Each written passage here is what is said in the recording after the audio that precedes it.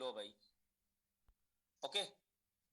तो कुछ लोग ऐसे हैं जो सिर्फ अपना फोकस रिटेलिंग के ऊपर लगा के बैठे हुए हैं। स्टार्ट मीटिंग समरी विद, तो प्लान बेचना उनको नहीं आता। और जो प्लान नहीं बेच पाते हैं तो उनका जो है टीम बिल्ड नहीं हो पाती। और बाद में वो कहते हैं सर हमारी टीम काम नहीं कर रही है, हमारी टीम बढ़ नहीं रही है। वो कैसे हो पाएगा? और कई बार ऐसे होता है जब लीडर्स आपको सपोर्ट करने के लिए मीटिंग्स कर रहा होता है, सेमिनार कर रहा होता है, ट्रेनिंग्स कर रहा होता है, तो हम क्या करते हैं 100-200 रुपए के टिकट के चक्कर में उस इवेंट को अटेंड नहीं करते, अपने बंदे को बैठाते नहीं है। तो बिना दाम लगाए, बिना इन्वेस्टमेंट किए कभी बड़ा चीज हासिल नहीं कर सकते। तो हमने पूरा फोकस इसके अंदर करना है कि रिटेलिंग प्लस स्पॉन्सरिंग हमारा बहुत इक्वल होना चाहिए। दोनों ही बहुत ज्यादा जरूरी है हमारे बिजनेस के अंदर में। रिटेलिंग और स्पॉन्सरिंग दोनों को सीखना पड़ेगा, दोनों पे काम करना पड़ेगा, हमारे पास और कोई काम है नहीं।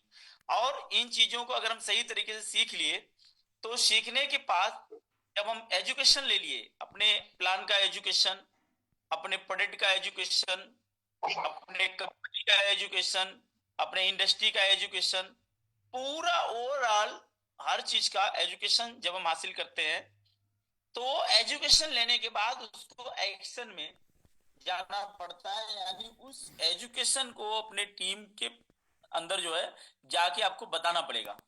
प्लस बताने के लिए आपको बहुत हार्ड वर्क करना पड़ेगा। हार्ड वर्क मतलब कि ऐसा नहीं कि आपको जूम पे आ जाए और काम हो जाए, नहीं। जूम पे भी आपको आना पड़ेगा, फिजिकल मीटिंग भी करनी पड़ेगी, एक एक बंदे को मिलना पड़ेगा, एक एक बंदे को कॉलिंग करनी पड़ेगी, आपको बंदे को फॉलो अप करना पड़ेगा, उस व्यक्ति के साथ जा करके उसको प्लान दिखाना, समझाना पड़ेगा, और एक एक व्यक्ति को आपको बताना पड़ेगा ऑब्जेक्शन हैंडलिंग, कि कोई भी आदमी सामने से अगर फ्रेशर आदमी आपको सवाल कर रहा है तो सवाल किस किस टाइप के हो सकते हैं, उसके आंसर आप कैसे दे सकते हैं। तो ये चीजें आपके टीम में अपने लोगों को बतानी पड़ेगी। और हर हालत में पॉजिटिव एटीट्यूड आपके पास में होना चाहिए। ये चार चीजें ध्यान में रखना है। पहला एजुकेशन, दूसरा एक्शन, यानी भरपूर आपके पास पूरा एक्शन होना चाहिए, और एक्शन के साथ साथ आपके पास भयंकर हार्डवर्क होना चाहिए। जम के काम करना है, दिन रात एक करना है। 8 घंटे के लिए नहीं आए हम, 2 घंटे के लिए नहीं आए, 5 घंटे के लिए नहीं आए। हमने हमारी जिंदगी के मैक्सिमम जो टाइम है दिन भर के, वो हमें हमारे काम के अंदर में झोंकना है।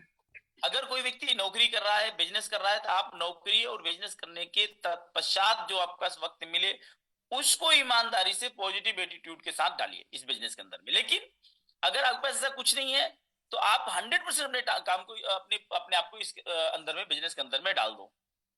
और उसके बाद आप जब ये चारों चीजों का जब सम्मिश्रण होता है, एजुकेशन, एक्शन, हार्डवर्क और आपका पॉजिटिव एटीट्यूड का, जब इसका मिश्रण होता है, सारी चीजों को जब आप शामिल करते हैं, तब आपका आता है 100% रिजल्ट। और ये 100% रिजल्ट आना ही आना है। कभी भी कोई व्यक्ति अगर लगा हुआ है काम के अंदर में, वो कहता है सर हमें तो 5 साल हो गया और 5 साल के अंदर हमें सक्सेस नहीं आई, तो वो व्यक्ति क्या करता है, कोई भी व्यक्ति अपने अंदर की कमी को वो देख नहीं पाता, उसको पता नहीं चलता उसने गलती कहां कर दी। जो आपका टाइम ड्यूरेशन होता है, उस टाइम ड्यूरेशन में बहुत बार आप ब्रेकेज लगाए होंगे। कभी परिवार की वजह से ब्रेकेज लगे होंगे, कभी स्वास्थ्य की वजह से ब्रेकेज लगे होंगे, कभी नेगेटिविटी की वजह से ब्रेकेज लगे होंगे, कभी दूसरी कंपनी की तरफ फोकस करने से लगे होंगे ब्रेकेज, कभी आपको नेगेटिव लोगों के साथ बैठने की वजह से ब्रेकेज लगे होंगे।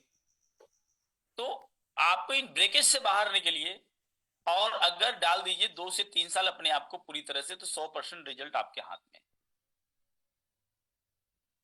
साथियों, आज जो कंपनी बहुत ही पावरफुल प्रोडक्ट पे ही पूरी कंपनी चल रही है, एक ही प्रोडक्ट पे, और ये प्रोडक्ट की लॉन्चिंग हमारी कंपनी करने जा रही है। बहुत ही जल्दी ये प्रोडक्ट आपको 15 जनवरी तक आपके हाथ में आने वाला है। और आप सबके लिए गुड न्यूज है सैनिटरी पैड का, जो आप बार बार हम बोल रहे थे, जो हमारा कंसाइनमेंट फंस गया था आर्यन के अंदर में। हालांकि वो नहीं आया, लेकिन कंपनी ने मैन्युफैक्चरिंग यूनिट अपने आप खुद बना ली थी, फैक्ट्री कंपनी ने खुद बना ली थी। तो पूरा जी आपने किसी को ज्वाइन कराया? और उसने 500 बीबी का सामान खरीदा, तो 500 बीबी ये ऑफर में ज्वाइन नहीं होगा। जो आपका ऑफर में 25,000 बीबी निकालना है आपको, वो 25,000 बीबी में 500 ज्वाइन मतलब ऐड नहीं होगा। वो ऐड तभी होगा जब ज्वाइनिंग आप 1100 बीबी से करेंगे, और उसकी 1100 बीबी की इनवाइस जो है सिंगल इनवाइस होनी चाहिए। पहली बिलिंग एफपीओ की होगी, वो 1100 की होगी तो 1100 जुड़ जाएगा, 1200 होगी 1200 जुड़ जाएगा, 4000 है 4000 जुड़ जाएगा, 5000 है 5000 जुड़ जाएगा, 7000 है 7000 जुड़ जाएगा। ध्यान समझना, ये जो आपको 25,000 बीबी करना है, ये टोटल नए लोगों को ज्वाइन करा करके वो नए लोग जो बीबी परचेज करेंगे उनसे ये 25,000 बीबी ऐड होना है। तो अगर ये मिनिमम आपका 1100 बीबी है और मैक्सिमम 7100 बीबी। जैसे मान लीजिए किसी एक आदमी का आपने नया ज्वाइन कराया और उसको 25,000 बीबी से आपने फास्ट सुपरस्टार बना दिया, तो भी उसका 7100 बीबी ही इस 25,000 में जोड़ा जाएगा। कोई 7100 बीबी से ज्वाइन करने के बजाय वो 8000 बीबी से ज्वाइन कर गया, वो भले 8000 बीबी ज्वाइन कर गया, लेकिन उसको पॉइंट जुड़ेगा केवल 7100 बीबी। और 1100 बीबी से लेकर के 7100 बीबी के बीच में जितनी भी ज्वाइनिंग आएगी और जो भी बीबी आएगा वो बीबी जुड़ता जाएगा जुड़ता जाएगा जुड़ता जाएगा, और 25,000 बीबी होने पे आपकी ये एक मशीन आप क्वालिफाई कर जाओगे। लेकिन अगर आप 50,000 बीबी कर लेते हैं तो आप 2 मशीन क्वालिफाई कर जाओगे, राइट। तो यहां तक अगर आपको कुछ भी क्लियर ना हुआ हो आप क्वेश्चन कर सकते हैं। अब आप ओपन है बात करने के लिए। सर काउंट होंगे? यस। अगर एक ही व्यक्ति को 25 बीबी करा देते हैं तो वो काउंट नहीं होगा। 7100 काउंट होगा जी, 7100 उसमें से काउंट होगा। 25,000 करा देंगे तो 7100 काउंट होगा, बाकी काउंट नहीं होगा। Good MC sir. जी सर ये बताइए, ये रेफरल हमारे ही थ्रू होनी चाहिए, डाउन में कहीं भी आईडी हमारे थ्रू होगी तो ही वो स्पॉन्सर आपका होना चाहिए। रेफर किसी सर को, आप मान लीजिए आपने किसी को ज्वाइन किया, ध्यान समझिए, आपने किसी को ज्वाइन किया और आपने अपनी किसी एक लेग में नीचे उसको रेफर कर दिया, ठीक है, मतलब स्पॉन्सर आपने किया, रेफर कर दिया नीचे किसी व्यक्ति को। ओके। तो आप रेफर भले कर दिए हैं, उसकी स्पॉन्सर तो आप ही है ना, तो उसका जो बिजनेस वैल्यू होगा वो आप में काउंट होगा। Okay okay. Second thing sir, ये सवाल है कि मैंने एक लेग में मतलब स्पॉन्सर कर दिया एक बंदे को, अपनी दूसरी लेग में हम अगर स्पॉन्सर करते तो क्या वो काउंटिंग जुड़ेगी हमारी? बिल्कुल जुड़ेगी, आप दूसरी में करो, तीसरी में करो, चौथी लेग में हम डालें, टोटल होनी चाहिए 25,000। हाँ जी, आप डायरेक्ट में लगाइए, डाउन में लगाइए, जिधर मर्जी लगाइए, मिलेगा। सर एक क्वेश्चन और है कि एफपीओ में 1100 बीबी तो काउंट होंगे ही, लेकिन वो अगर 2500 बीबी कर देता है तो वो काउंट होंगे? पहली बिलिंग में रहेगा तो काउंट होगा। जी जी, पहली बिलिंग में ही अगर 2500 हो जाएगा तो काउंट होगा। यस, ये सब पॉइंट्स आप सब लोग अच्छे से समझ लीजिए। भले एक व्यक्ति क्वेश्चन कर रहा है लेकिन बाकी सभी लोग समझ जाइए। जैसे मान लीजिए किसी एक व्यक्ति को हमने ज्वाइन कराया और वो व्यक्ति 1100 बीबी से ज्वाइन कर गया, लेकिन बाद में 4 दिन बाद फिर 500 बीबी कर लिया, तो वो 500 बीबी नहीं जुड़ेगा। लेकिन अगर वो व्यक्ति ज्वाइन ही 1500 बीबी से कर लिया, 1600 बीबी से कर लिया, पूरा 1600 बीबी जुड़ेगा। ऐसा है सर, अगर 2500 बीबी से फर्स्ट एफपीओ अगर कर लेता है, फर्स्ट परचेज ऑफर अगर 2500 बीबी से करता है, ऐसे 10 लोगों को ज्वाइन करेंगे तो भी हमारा ऑफर अचीव हो जाएगा? हाँ जी, हाँ जी। ओके। 1500 बीबी, 1500 बीबी नहीं 25,000 होना चाहिए ना, तो 2500 बीबी 10 लोगों से। हाँ 2500 बीबी 10 लोगों से करा लीजिए, हो जाएगा। Okay sir. सर बताइए, एक कंफ्यूजन ये है, मान लीजिए हमारे डायरेक्ट में 10 आईडियां हैं पहले से लगी हुई है, 4-6 महीने पहले से, हाँ, और उस पे अभी 1100 वैल्यूम नहीं हुआ है।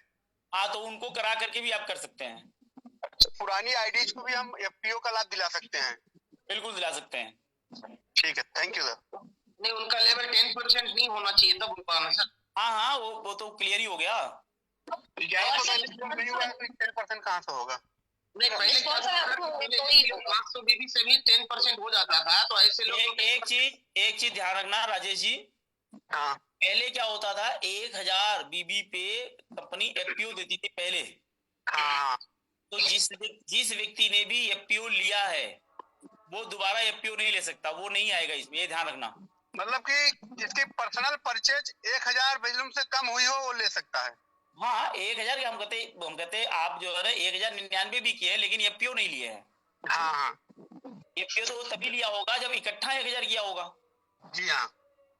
अगर उसने 800 एक बार किया और 200 एक बार किया या 800 एक बार किया और क्या कहते हैं कि 250 एक बार कर लिया तो 150 हुआ, वो नहीं होगा ना एफपीओ में।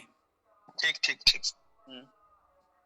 जो पहले एफपीओ नहीं लिया है वो एलिजिबल है, और प्लस जिन्होंने ये 1000 वैल्यूम से कम वही हुआ है वो भी एलिजिबल है। हाँ जी हाँ जी।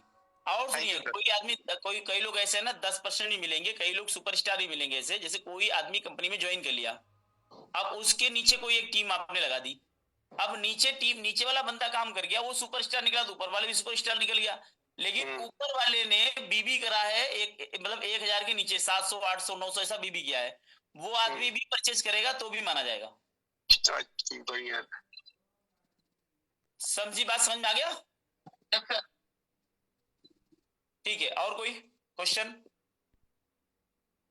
ये हाँ जी।